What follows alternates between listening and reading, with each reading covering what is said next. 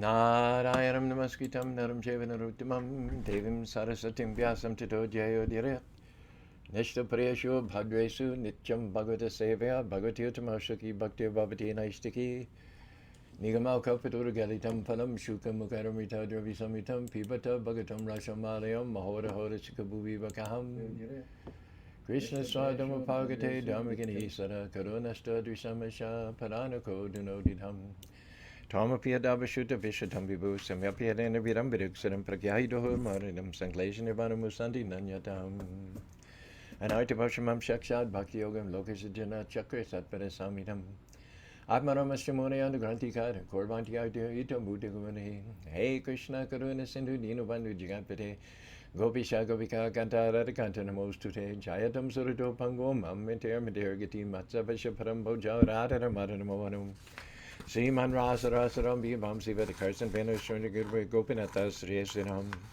Divyad Vrindaranya Kalpadrumada Srimad Radnagara Shima Sanasto Sri Sri Radha Shila Govinda Deva Prasalavi Seva Manushmarami Namo Brahmanya Devaya Go Brahmanya Taya Chajigari Taya Krishnaya Govindaya Namo Namaha Mangalam Bhagavan Vishnu Mangalam Guru Rajaja Mangalam Padidikaksho Mangalayatano Hari Om Narayanaya Vidmihi Vasudevaya Dhimahi Tano Vishnu Prachodhyate Om Mahadevi Cha Vidmihi Vishnu Padnita Dhimahi Tano Lakshmi Prachodhyate Mahalakshmi Namastubhyam Namastubhyam Saraswati Hari Pre Namastubhyam Sayakirim Tapta Kanchana Gaurige Radha Vrindavaneshwari Veshavana Sute Devi Pranamani Hari Pre Subham Karoti Kayaram Harogam Dana Satyaburi Vanasana Diva Jodi Moshate Om Aganati Marandasya Ganangana Sarakya Chaksurin Militam Yana Tashmai Sri Gurave Namah Sri Chaitanya Manobhistam Stapitam Yana Bhutare Swayam Rupa Karamayam Darati Swaparantikam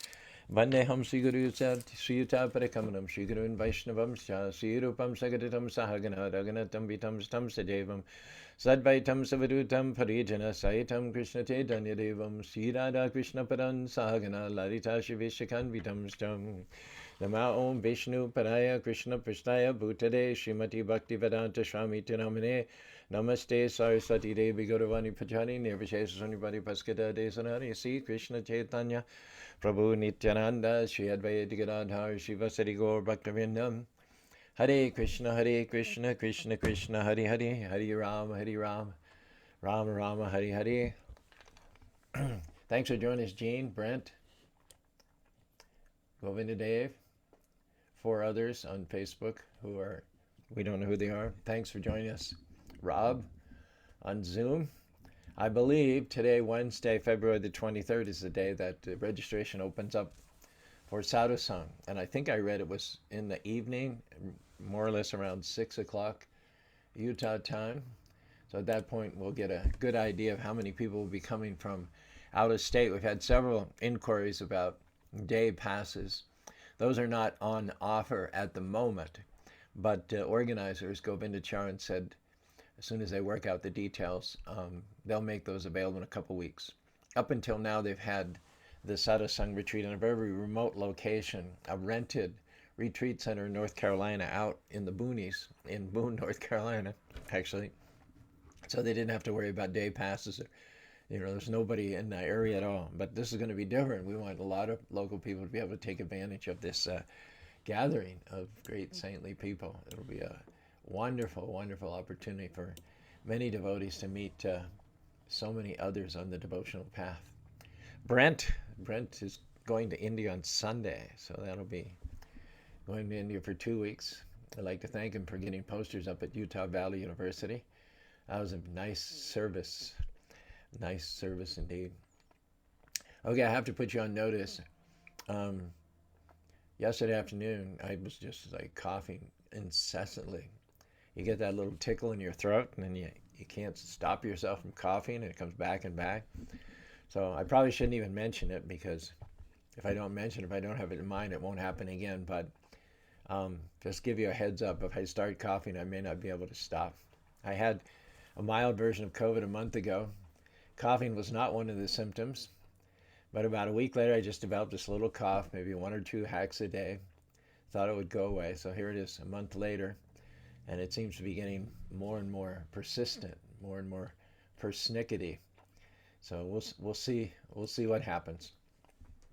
In the meantime, it's Wisdom Wednesday. We're revisiting for the third time the 31st verse in the 6th chapter of the first canto of the Srimad Bhagavatam. Antir Bahishta Lokam Sim Pariyamiskandadya Anugrahe Mayadam Pratishtam Dishamesharam. By the mercy of the Lord, Sri Narada Muni, when he appeared with all the demigods, all the Prajapatis, all the sages, at the beginning of a new creation, his old body had been replaced with a new body, which was similar to that of the Lord. And the Lord has a body of Satchidananda. Our material bodies are mucus, bile, and phlegm. The spiritual body of the Lord is Satchidananda. Ishvara Parama Krishna Satchidananda Vigraha. When we give tours here in the temple, I bring people before the Krishna deity. I ask them, do you notice anything striking about the deity? And they usually don't. They're usually not like sharp tacks or anything. But once in a while, we'll get someone who will give the right answer. Well, he's young.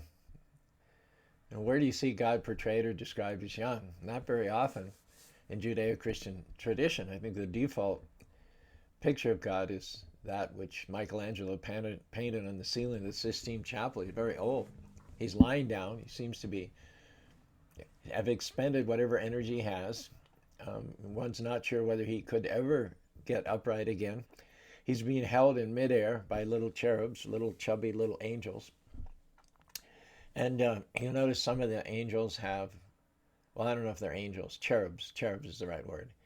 Some of them have his ankles, some of them his wrists, some of them are holding various parts of the body. But there's one poor guy that's holding him right around the midsection, and he seems to be struggling more than the others.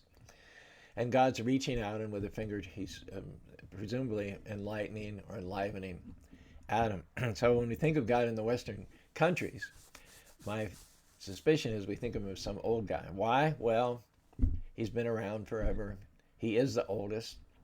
And he's wise. He knows everything. And we know that kids are stupid. You have to be around for some period of time before you get the wisdom to be able to navigate this material world. There is beauty in youth, but not wisdom. There's wisdom in age, but not beauty. Now, God defies those exclusivities. God combines beauty, almost feminine, childlike beauty, with age and with wisdom. When you think about it, God's all-powerful. And that means the things that cause us to age, the fact that we're in these material bodies and the action of time on these bodies, has no effect on the body of God. His body is not material, and there is no time affecting the Lord in terms of past, present, and future. If time were to be able to affect God, if a material body were to be imposed and to condition him, he just wouldn't be God. That's a description of me. I have a material body, and this material body is being eaten away at by the factor of time. And that's why I'm not God, and I'm no longer young. At one point, I was sweet 16, but now I'm sweet 75 with a cough that threatens to appear at any time and not be able to not stop. One time I was giving a talk at BYU. They had almost a year-long exhibition at the museum there about devotion. And there was a banner of Krishna about 30 feet tall on the entrance. Can you believe BYU was there for almost 8 months? And they had timed the exhibit on bhakti and devotion to coincide with the Festival of Colors that year. And just a week before the Festival of Colors and a week before the exhibition closed, they had me speak in the amphitheater there, and about 150, 200 students showed up. So I said, how many of you ever thought of God as being young? Nobody raised their hand. I said, give me 15 seconds, and I think that after these 15 seconds, you'll never again think of God as old. So I said, if you believe that God is all-powerful, raise your hand. And everyone raised their hand. I said, keep your hand up if you believe that being all-powerful means that God is eternal. Okay, everybody had their hand up. I said, keep your hand up if you believe that all-powerful, eternal means that God never dies. All right, everybody kept their hand up. Now keep your hand up if you believe that because God never dies, he never grows old.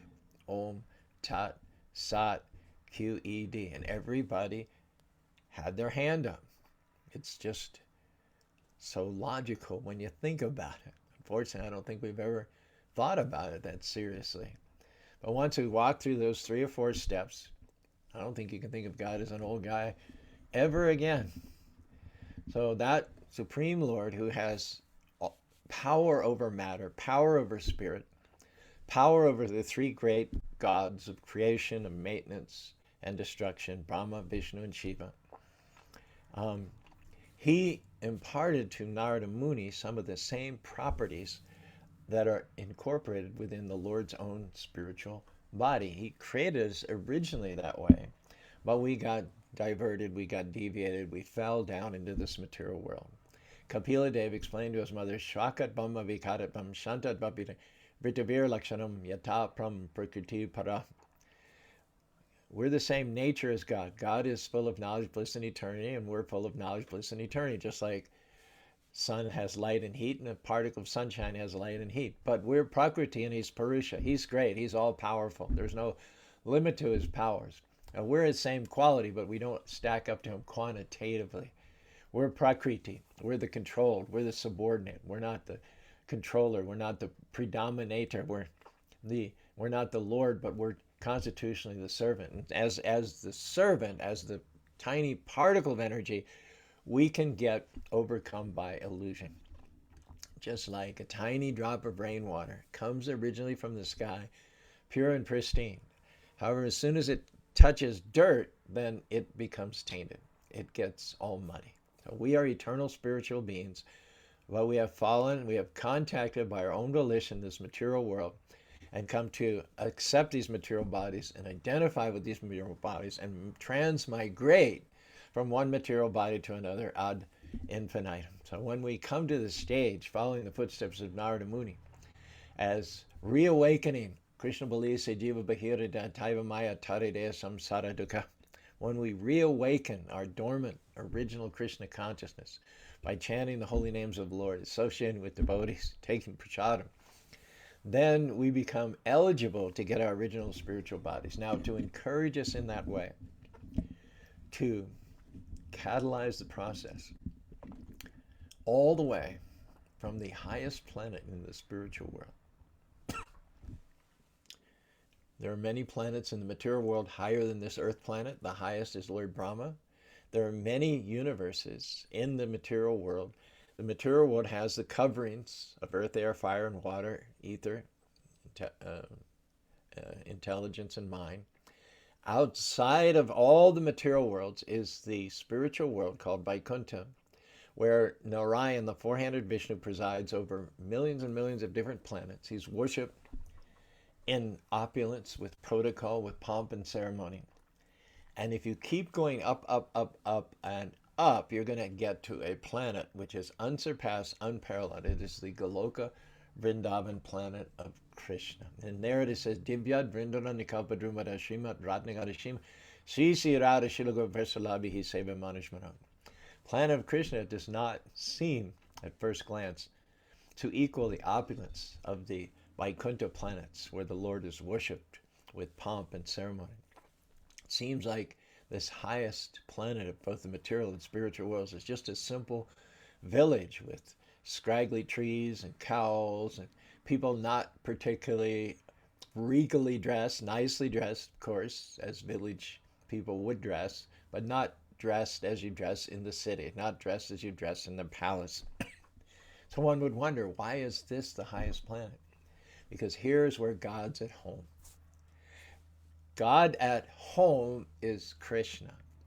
God at the office is Vishnu. It's almost as if Krishna doesn't want to get involved in management. He wants to reserve himself for loving reciprocal affairs with his most intimate devotees. In our situation, you and I, if you have a family, wife, job, there's always that tension. Spend more time at the office, the family doesn't get the quality time. You spend more time with your family, your career suffers. It's an ongoing tension. There's no final solution to it. But what do you do if you're God? If you're God, you can do both. You can expand yourself. You can stay at home with the family, and you can also go to the office. So everything is managed nicely by the Vishnu expansions of the Lord.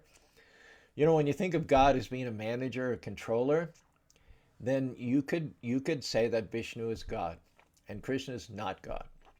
Because Krishna doesn't want to be worshipped as God. He doesn't want to shoulder the responsibilities of management. That's why he's God. He can expand himself to become Vishnu. He doesn't have to get headaches over managerial issues, and he can completely throw himself into loving relationship with his devotees. Prabhupada used to give the example, in a multinational company, there are many people are obliged to go to work every day. They're procurers, there are manufacturers, there are welders, there are salesmen, there are bookkeepers. There are all kinds of people filling all kinds of job descriptions. And if they don't show up to work every day on time and work diligently and leave on time, they won't get a paycheck and they won't be able to maintain their families. So every one of them is beholden to the supervisor, the boss, who rates them, certifies them, concludes that they are an asset to the company and pays them accordingly. But there's one exception. The CEO, the president of the board of the directors, is not obliged to show up at work on time. He's not worried about getting a paycheck. He's not worried about satisfying his supervisor. He's most likely to be found on the golf course playing golf. So Krishna is that personality. Natasha karanam karanam shavitite natat samyasya padishasurishade parashi shakta vivivasudhe shabhavika balagana. Bhavika balagana means his energies are such that they go ahead and do everything. His energies form themselves into Brahma, Vishnu, Shiva, Ganesh, Lakshmi, Kuvera, Indra, and they go ahead and with perfect expertise manage the material and the spiritual worlds.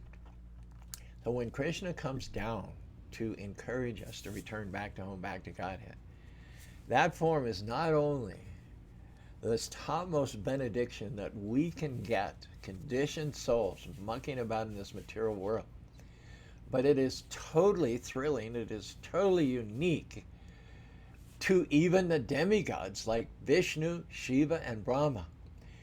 Even, what to speak of the residents of this material world, even the inhabitants of the Vaikuntha planets have never seen the form of Krishna as it was displayed on the earth planet 5,000 years ago. And think about this, in the Vaikuntha planets, the form of Krishna is displayed, the form of Vishnu is displayed, and in Goloka Vrindavan, the form of Krishna is displayed to ever liberated souls, to souls who have already achieved their Nitya Siddha bodies, just like Narada Muni. Yesham, tu antagatam panam jnana punyakam tedam dhamma kripajanti mamta. Bhagavad Gita, Krishna is those who have acted sinlessly in many previous lives and who have followed the principles of devotional service with great determination. To those I give my darshan. Here, 5,000 years ago, the original Shrayam Bhagavan, the original form of Krishna, from whom come Brahma, Vishnu, Shiva, and all the demigods, appeared not only to please those exalted personalities, but he also appeared for the fallen conditioned souls. Never do we find such unprecedented mercy. Never do we find such a full exposition of the Godhead, which is available to such a wide variety of people, from the demigods to the liberated sages like Vyasadeva and Narada Muni, to you and me, fallen souls. Uddhava, when he's describing this unprecedented appearance of a Lord on Bhumi Loka, the earth planet, tears flow down the cheeks of Uddhava. He says, Yanmartya lila payakam shoyogam maya balam darshana teragiham. He has appeared not in the four-handed form, because Krishna is all about paritanaya sadam vinashatushkana. He's about destroying the miscreants, but he's mostly about paritanaya sadhanam, enjoying sweet relationships with his devotees. When we hear about that, that's what's going to attract us to go back to home, back to Godhead. And so for Krishna to appear in a four-armed Vishnu form is off the table. He originally appeared that way before his mother and father Devotee. They asked him, please cover this form and appear just like an ordinary human being. So Krishna has appeared just like an ordinary human being, but he is the furthest thing from an ordinary human being. His two-armed form supersedes Vishnu, supersedes Shiva, supersedes Brahma. His two-armed form is the highest manifestation of his highest energy called Yoga Maya, his internal potency. That form is a form which is reserved principally for Goloka Vrindavan. Just like the form at home and the form at work. There's a difference. Form at work, it was a suit and tie. There's etiquette. There's etiquette at the office. There's work to do. Everything's structured. Everything's compartmentalized. Everything is judged according to productivity, efficiency. That's not the case at home. At home, there would appear to be a lot of wasted, misdirected effort. There would appear to be a lot of distractions, like watching TV, playing catch in the backyard, going out for pizza. It would appear that the home life is not at all constructive compared to the office life. But the home life is where you enjoy each other. The home life is where love exists. There's no love in the office. It's all about doing, accomplishing goals, deadlines. But at home, just sit around, you recreate, you enjoy meals with each other, you enjoy wrestling, you enjoy exercise, you enjoy conversations. At one point in the Bhagavad Gita, while Krishna is explaining how it is that he's God, and Arjuna is getting it more and more, Arjuna goes pale and he says, oh my gosh, this Krishna who just revealed his universal form to me is the same Krishna that we used to sit down on the bed together and we talk about our heroic exploits on the battlefield, and I would dig him, I would chide him by saying, Krishna, you're a very great warrior. What Arjuna is, he would use mild sarcasm. Krishna would say, I did this and did this. I took out Salva single-handedly, and Arjuna didn't really believe it. He said, yeah, well, that's great, like, okay. This is God. And when Arjuna recalls these conversations, and when Arjuna recalls that he and Krishna were just sitting around, they were just sitting around, passing their time, enjoying each other's company, shooting the breeze. And he thinks about some of the things he said, which might have been mildly sarcastic or even apparently disrespectful. He goes all pale. Krishna appears like an ordinary human being because that's the form that is just suitable for enacting his pastimes. Many of his pure devotees descended with him from Vrindavan.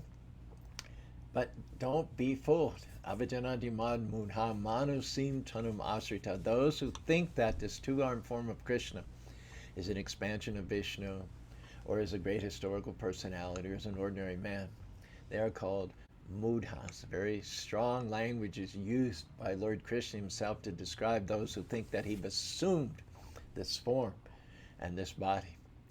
Eko bahunam yovidadati kama. This one two-handed form of Krishna is the chief among all living entities. Why? No one can surpass him in wealth, strength, fame, beauty, knowledge, or humility. Aishwarya samagrasha viryasya yasasa jnanam paragyas japi shanam bhagam yutingana. There are many, many incarnations of Godhead, and some of them are described as plenary portions. They're plenary because they're just almost 92%, 94%, 96%, 98% as powerful as Krishna himself. And that qualifies them to be in the category of full Godhead. But at the same time, tacked onto the end, there's the word portion, which means nobody has all the qualities of Krishna. Over and above Vishnu, the qualities that Vishnu has, there are 4 qualities that Krishna exhibits that are not exhibited by any other manifestation of Godhead. The first one is Leela Madhuri. He's the performer of various wonderful varieties of pastimes, especially in his childhood. I remember my Bobby and I went to Kerala in January. It's the time when they have a big cultural festival. And the main event every day was this huge stage. It could hold at least 5,000 people, where the young kids did kuchipudi dance. And one of the required elements of the dance was to replicate a pastime of Krishna. So 99.9% chose Krishna's pastimes as opposed to his later life in Dwarka or with Arjuna in the Bhagavad Gita at the Kurukshetra field. Because the pastimes of Krishna are the sweetest ever. There is nothing that can compete with the charm and the allure of Krishna's childhood pastimes. That is called Leela Madhuri. And then the second super excellent quality that Krishna has, and only Krishna has, is Bhakta Madhuri, surrounded by loving devotees. And they are endowed with wonderful, wonderful love of Godhead. Now, parayaham niravadya samvida shushabudaya yom mabhajam durja shamvrija tava pratyaram. Krishna says to his devotees, even if I worked during an entire lifetime of Brahma to repay you for your unconditional love for me, I would be unable. I would fall short. And God himself becomes indebted to his devotees because of the super excellence of their love for him. So Leela Madhuri, wonderful pastimes. Bhakti Madhuri, wonderful devotees.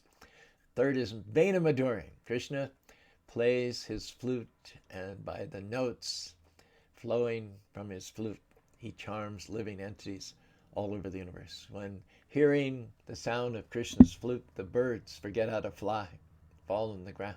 When hearing the sound of Krishna's flute, the calves, who are normally so eager to drink the milk from the tits of their mothers, stop drinking and their ears perk up. When hearing the flute of Krishna, the waters of the river Yamuna reverse themselves and back up. And the last one, Rupa Madhuri. Krishna's beauty surpasses that of any other manifestation of God. Yam Shayam Asundam Achinta Guna Shurupam. It is said, Shmaran Bangit Treya Padisham Satyavishnu Disham Bamsini Ashtaram Kushlam Chandrakaram Hari Tanam Isha Keti Hari Tanam Isha Keshi Tirtipakante Prakshishas Tavadi Sake Bandhu Sange Sirangam. As if you have attraction for family, friends, country, or even if you have an Ishtadeva or a Kuldev, if you have a family deity, if you have a personal deity to whom you are attracted other than Krishna, then you're advised, Shmeran Bangi Trayapachanam, do not see the smiling face of Krishna as he stands on the bank of the Yamuna River, playing his flute, bathed in the full moonlight. He says, because if you are bitten, if you're bitten by the beauty and the sound of Krishna's flute and the charm of his surroundings, and you're pulled towards the loving pastimes between Krishna's devotees, then you'll never go back. Your life will never be the same.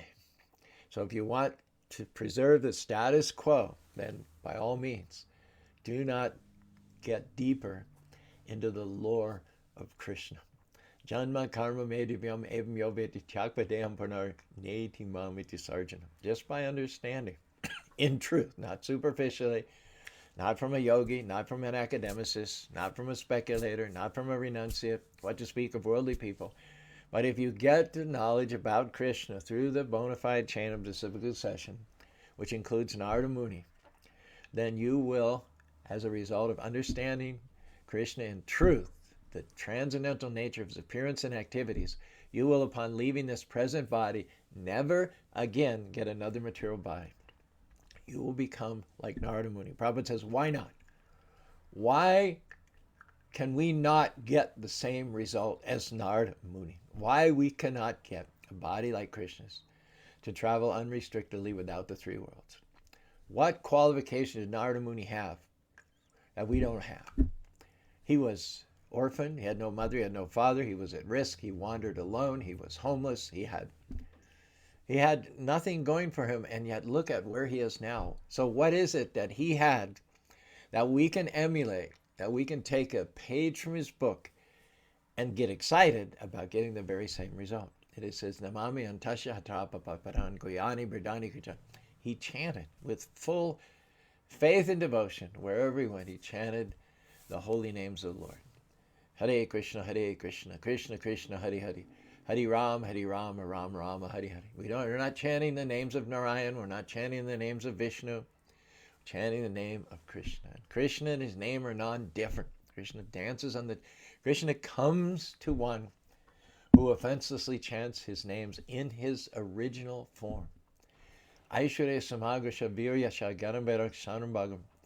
It is said that the wealth, the beauty, the strength, the fame, the knowledge, and the humility that Krishna exhibits cannot be emulated, cannot be compared to that of any other living being. That's why it says, Natasya Karanam Karanam Chavidyate. There is no one greater or equal to Krishna. The definition of God, that person, than whom there is no one greater in wealth, greater in knowledge, greater in beauty, greater in fame, and greater in humility.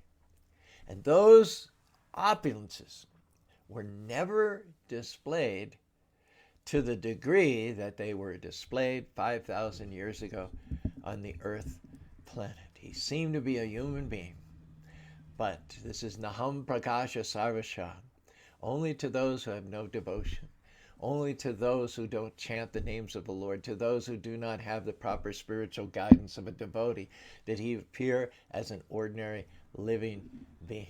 But in spite of his appearing that way, if you study, just like the Goswamis, Nana Shastra Vikara Nika Nipano, the Goswamis culled through all the scriptures. They studied the pastimes of Krishna, and they concluded through book after book after book after book that something completely extraordinary happened when Krishna descended on this planet as the son of Vasudeva and Devotee. In the present moment, as well as at the time Krishna made his appearance, there were many kings and heads of state and wealthy men who were proud of their opulence in this world.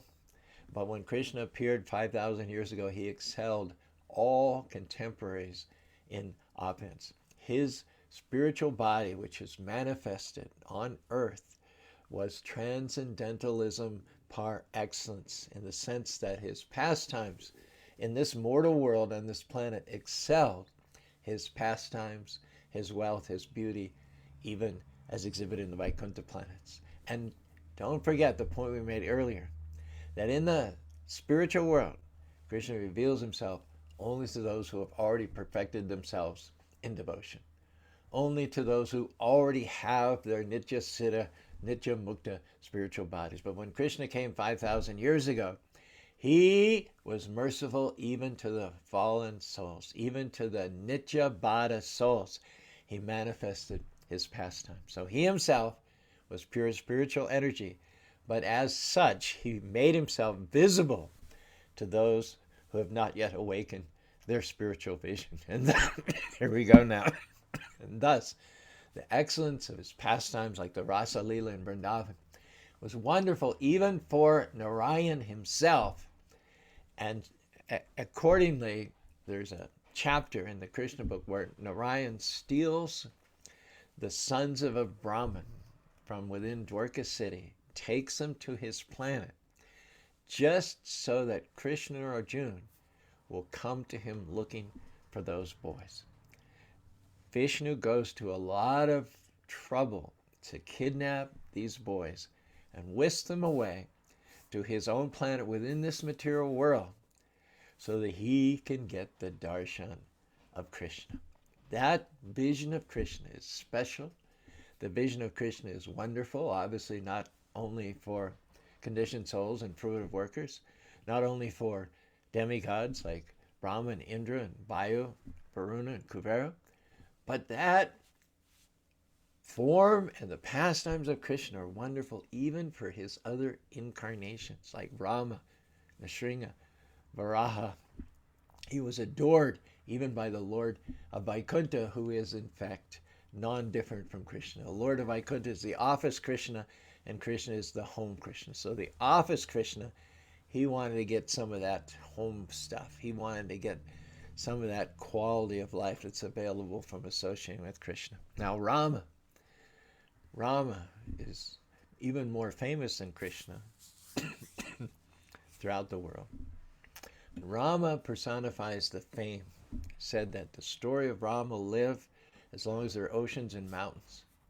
The story of Rama is actually more widely known than the story of Krishna. At least it's more widely understood because Rama is completely transparent. He appeared as a human being. He's God, but he appeared as a human being. And he voluntarily followed all the limitations of a human being. He was virtuous even in his thinking. He was a perfect brother. He was a perfect son. He was a perfect husband. He was a perfect king. In every respect, Ram was perfect. And because of his perfection, Ram is famous. But Krishna exhibited not only unlimited fame, but wealth, beauty, knowledge, as well as renunciation. So even he surpasses Ram. Ram is Krishna. Krishna is Ram. But take this example. The moon is always the moon. And it's always there. But sometimes we only see it as a sliver. Sometimes we only see it as a crescent. Sometimes we only see it as a quarter moon or a half moon. And only once a month do we see it as a full moon. So Krishna is a full moon. And Ram is the same moon. But that part of divinity that he exhibits most brightly, most brilliantly is fame.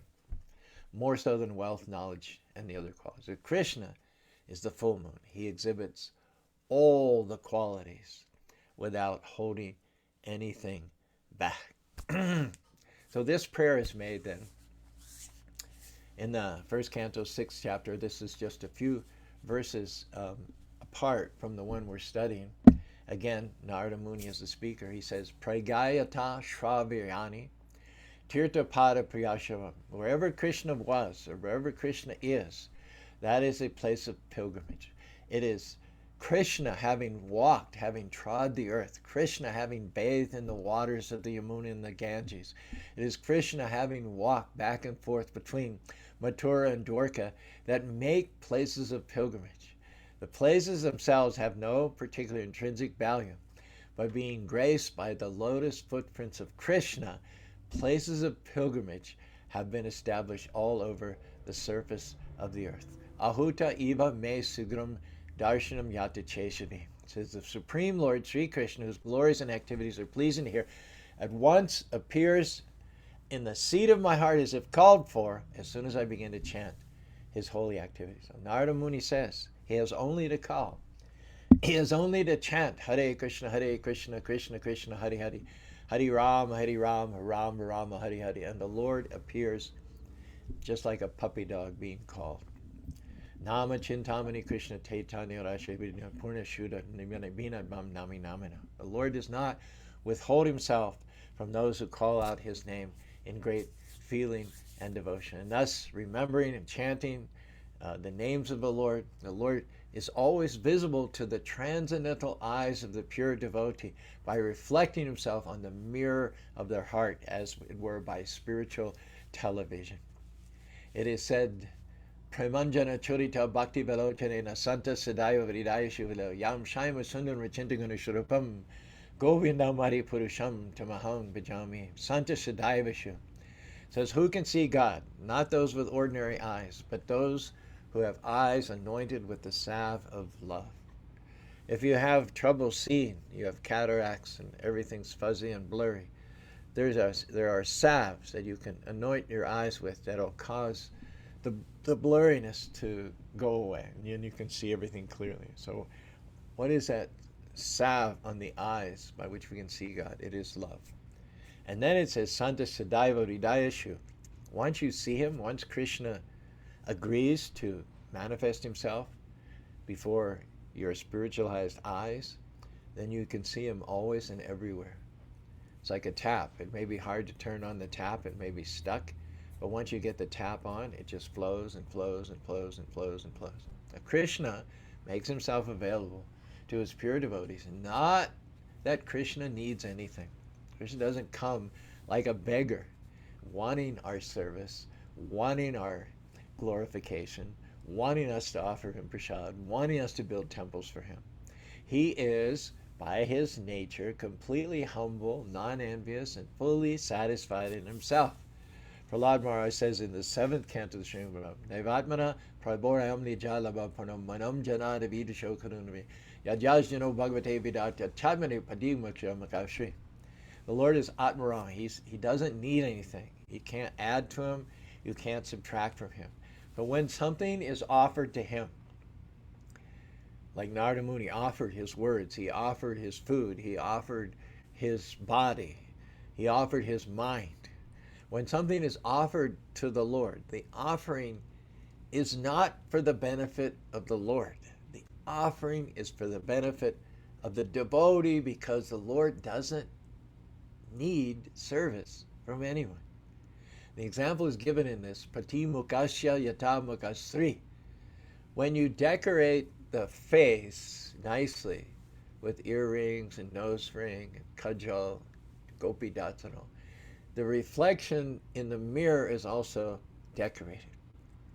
When you serve the Lord, when you dress him nicely, when you glorify him with nice musical selections and words of praise, when you offer him beautiful foods, when you build a temple to house the deities of the Lord, none of that is to benefit the Lord, because he's not in need of anything. All of that is an opportunity for us to step into our eternal constitutional position of service. We step into that in the same way that Narada Muni, a fatherless, a motherless, a homeless, and at risk orphan, stepped into devotional service during a previous creation, and in this creation, he's a transcendental spaceman who's known all over the three worlds. So let us follow in the footsteps of Narada Muni, whose only qualification was he was humble, fully satisfied in chanting the holy names of the Lord, and non-envious. And we also, Prabhupada says, why not? Why not? Why not you also get a body like Narada Muni? Hare Krishna, Hare Krishna, Krishna Krishna, Hare Hare, Hare Rama, Hare Rama, Rama Rama, Hare Hare. Thank you. You saw there were one or two moments there when I almost lost it. But Krishna's mercy, he let us keep myself together throughout the entire 45 minutes, and I hope it was beneficial for you. I know that I got a lot of realizations. I got a lot of mercy. And what I do is enabled by you guys coming on Zoom, Rob, Anjali on Facebook. Anjali's the queen of comments. Bhakti Gary, Kara from Phoenix, Sundari Priya, Natasha, good morning. Jean, Brent, Govinda Dave. Some of the comments here. Krishna doesn't come as a beggar, but he acts like a thief. Good point, yes. Krishna doesn't appear in his two-ordered form as an ordinary person to beg anything from us, but he comes to steal our hearts and bring us back to home, back to Godhead. Very good point. With all those qualities, he steals the heart, even of Mahavishnu. Can you imagine? So if we simply lend ourselves to the process of devotional service under the shelter of great spiritual masters like Prabhupada and Narada Muni, the conclusion, the success is for God. We're guaranteed success. Ma savananam paritya mame comes in. Aham tamsa mojyasi ma sutta. Krishna said, don't worry. If you follow nicely, then there's no question of failing. There will be success. Thank you. That's the only philosophical comments are coming from Anjali. Everybody else is, please have my obeisance and Hare Krishna. Good morning. Do you have any comments there, Rob? Just that it's pretty amazing that Krishna loves, is willing to give us so much, and all we do is turn to him a chant. And just think of it also, there are many temples of Vishnu and many devotees of Vishnu throughout all of history, probably more so than Krishna. So just think about how special it is to get hooked up with the line of disciplic succession, Lord Chaitanya, the six Goswamis, Srila Prabhupada, Bhakti Siddhanta, who are followers not of Vishnu but of Krishna. Just think about how special that is to be not necessarily in a line of Vishnu disciplic succession, but to be in the line of Krishna disciplic succession. That's probably a topic for a whole nother session. But I'm going to take your leave right now because I feel overdue. I feel an overdue cough. coming on. Hare Krishna.